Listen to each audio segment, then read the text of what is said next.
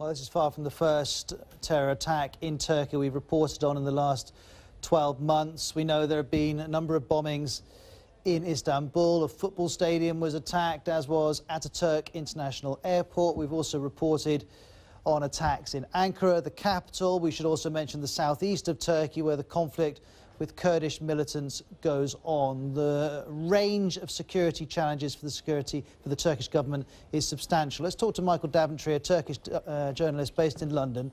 And I guess the challenge for the Turkish state is to try and work out how to respond to these multiple threats. It is the challenge, and it's a huge challenge because, I mean, by my count, in the last 18 months or so, we've had round about one death every day, civilian, police, army, and so on and so forth. So that causes a huge problem for Turkey, and the fact that Turkey is also responding to its coup aftermath, there's a state of emergency there from the events that happened in July, shows that you've got a state that's in a huge state of confusion at the moment, which means that I'm not necessarily saying there was neglect that caused this attack, but it means that it's very challenging at the moment for basically the Turkish government to respond to an attack like this. And in terms of Syria and the Islamic State, President Erdogan changed tack quite markedly in 2016 in terms of how he was going to approach that.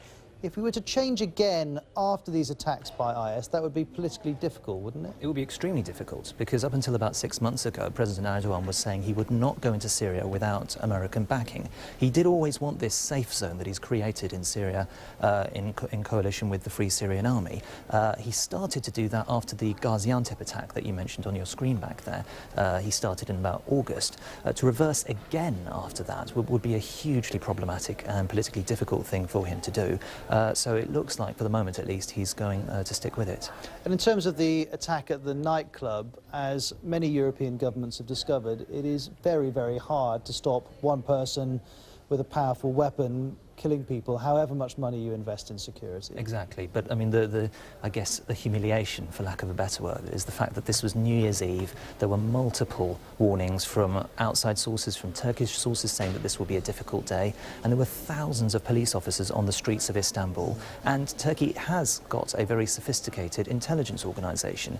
All of these components didn't seem to work together effectively to stop this latest atrocity. And in terms of the pressures on the security services, how much turnover has there been in staff since the attempted coup? Well, this is a very difficult question to answer, because there has been a huge number of people who have been removed from their jobs. Lots of other people are in prison. Journalists are losing their jobs, or again in prison. I'm a minor victim of them myself. But the problem is that this turnover in the civil service and in the judiciary is making it extremely difficult for people to actually create a coherent strategy. So there is no scrutiny in Turkey, and countries that don't ask awkward questions of themselves are countries that don't operate very effectively. Michael, thank you very much for your help. We appreciate it. That's Michael Daventry, a Turkish journalist based here in London.